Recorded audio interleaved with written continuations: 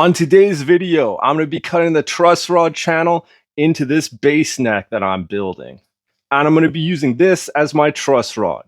It's a StewMac Hot Rod. It's the 4mm Allen nut version, and I'm going to be putting the adjustment at the headstock.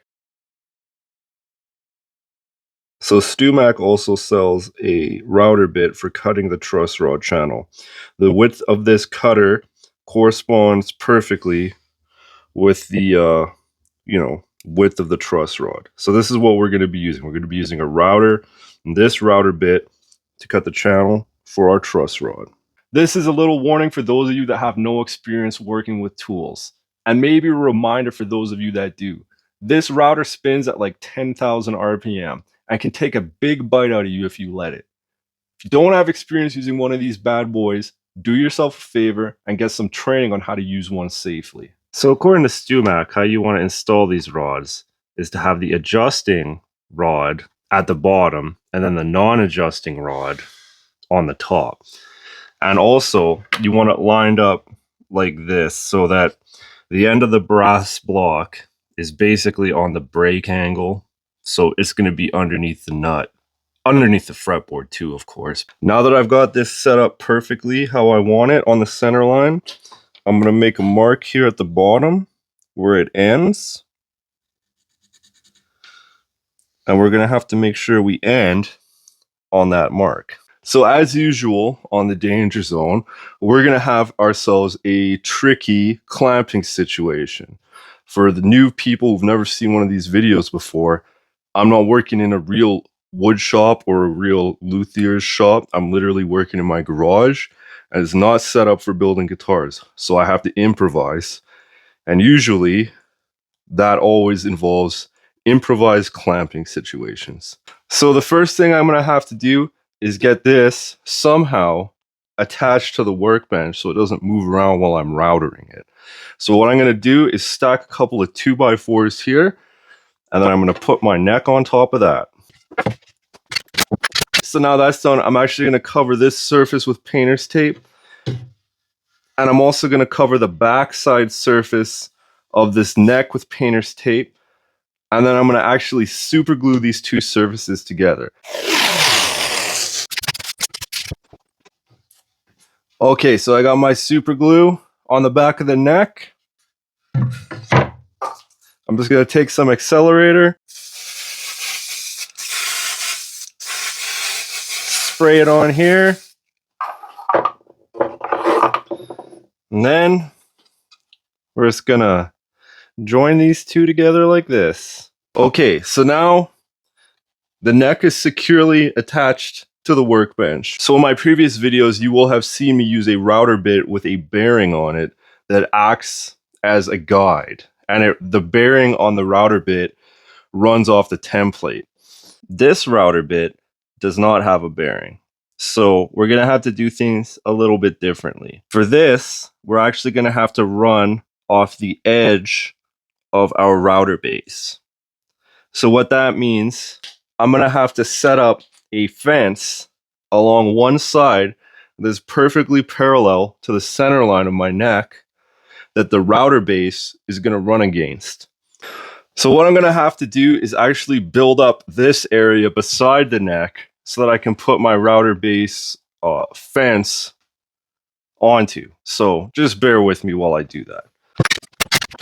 Okay, so what you can see here is I've built up this base with a couple of 2x6s and just a strip of plywood, and it's right beside the neck. Okay, so I got this piece of plywood here, and what I've done is I've made sure that this edge is perfectly straight and flat. Don't mind this void here. Hopefully that won't affect us. Fingers crossed. But anyways, yeah, so what I'm going to do is I'm going to set so that this edge is parallel to this center line I've got drawn on the neck. I drew the center line on the last video if you want to check that out. But yeah, so what I'm going to do is I'm going to make it so that this fence is exactly parallel to this center line, and the distance it's going to be away from it is from the edge of my router base here to the center line of the bit. And that will put the center line of our bit exactly on the center line of our neck. And then as it runs along the length of this fence, it's going to cut a perfectly straight line for our truss rod around down the center line of our neck. One thing I got to do is actually put a bit of a notch in it so that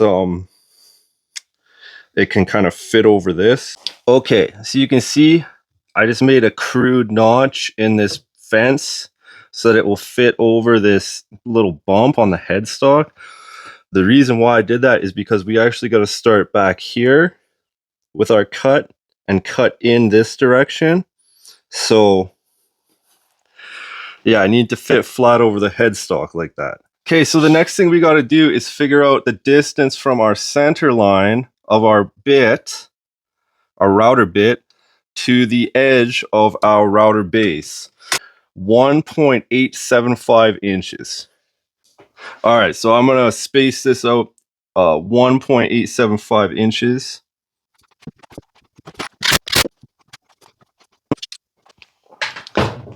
Okay, my bad. I actually read the caliper wrong. This is 1.775 inches. Whoops. We all make mistakes. It's important just to catch them before you cut stuff. And of course, your router base will probably be a different measurement, unless you have the exact same router as I do. 1.775.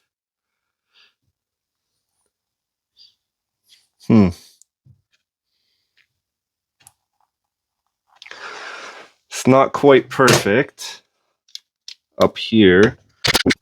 Just off by a little bit, but you want to be as perfect as you can.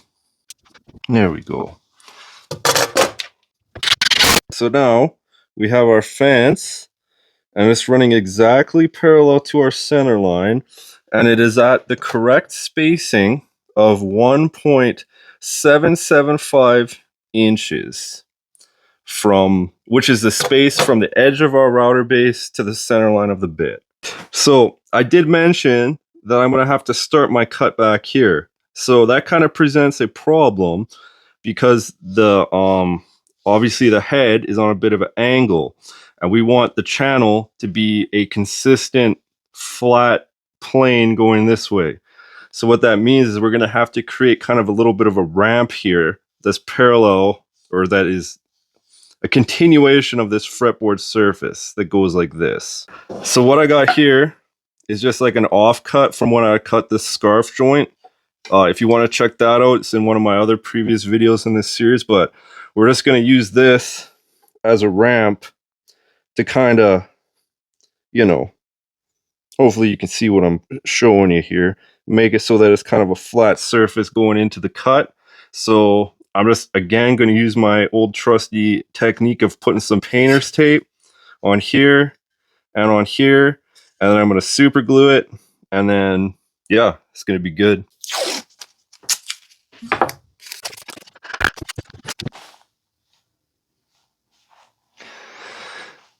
Okay, now I'm just going to put a little bit of a support underneath here, just so it doesn't move. That'll probably work. Okay, now the last thing we got to do is make some kind of stop here so that when we get to the end of our truss rod length, we don't keep going. So what I'm going to do is just take another piece of wood and glue it the distance from our center line of our router bit to the edge of our base at the end, and that should stop it just in time. All right, so just to recap, we've got our fence that is set perfectly parallel to the center line of our neck. Then we've used an offcut from when we cut the scarf joint. No, actually, no, this is an offcut from when we cut the thickness of our headstock. That was a few videos back. But anyways, it's got the nice angle we want here, so we're using that. We've stacked up a couple of pieces of plywood as support. Everything's glued together with super glue. Of course, there's painter's tape preventing them from being permanently glued together. So our router is going to come and from this direction, travel along here. Then it's going to hit this little thing here and stop. And this fence is holding it the perfect distance away so that our truss rod channel is going to be perfectly centered on our center line. So now the next thing we got to do is just put our money where our mouth is and cut this thing. So let's get on to it. Okay, so I'm going to put this bit into the router as deep as it will go, because that's going to help prevent it from flexing. Always make sure you use a wrench to tighten your router bits in. There we go.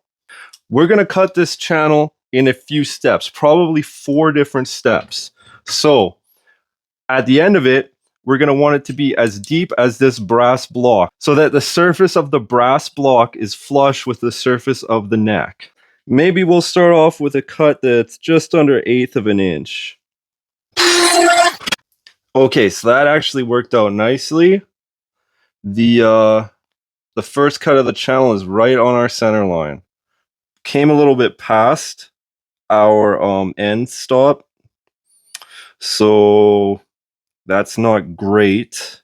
So I'm probably just going to put a little bit of extra piece of wood here so that on the next cut I don't go super past it.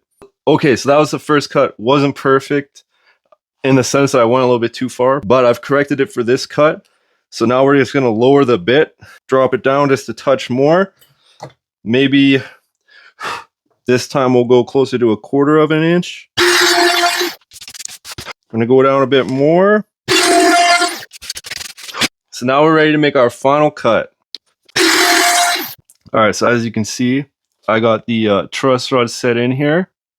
It is a little bit slightly below the surface, but I'm not going to worry too much about that. That'll be fine.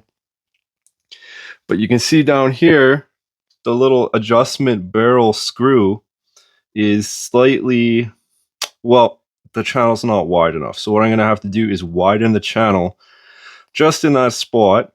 So I'm going to keep using my setup like I got here. The next thing I got to do is just grab a little bit bigger router bit if I got one. Router that out a little bit.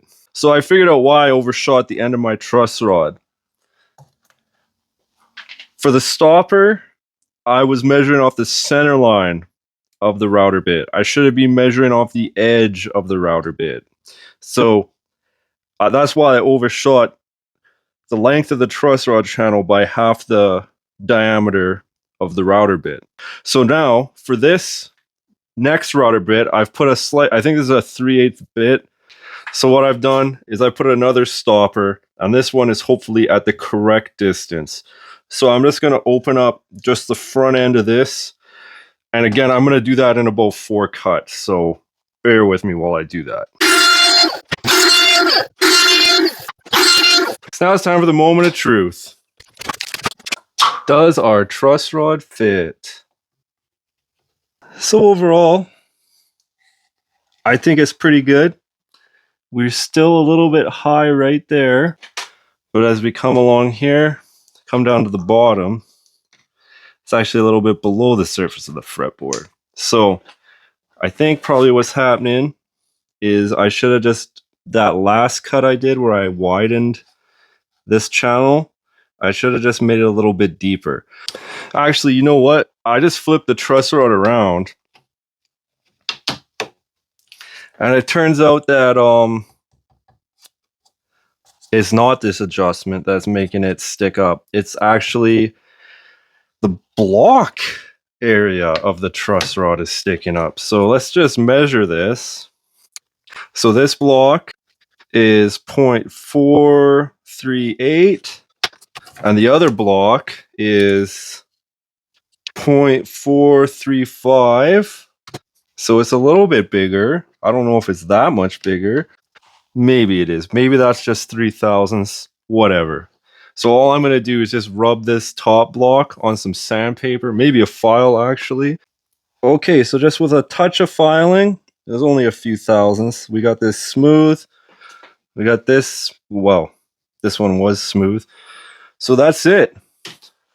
We've got our truss rod channel made. So that's it for this video. As far as what comes next with this truss rod installation, StewMac recommends using a small amount of silicone bathtub sealer in the slot, at the double nuts, and a couple of spots along the length of the rod. to prevent rod rattle. If you're going to do that, I would caution you to be very careful with the silicone. Wood glue or glue in general won't stick to silicone. So if you got some of that on your gluing surfaces, you'd be in a world of trouble. In my opinion, some kind of paintable caulking might be a better call. That said, it likely won't stay as flexible long term. They also recommend not getting glue in the slot when you glue on the fretboard, so you can pull the truss rod out later if need be. They propose doing this by covering the truss rod channel with some 3/4 inch tape once spreading on the glue prior to gluing on the fretboard.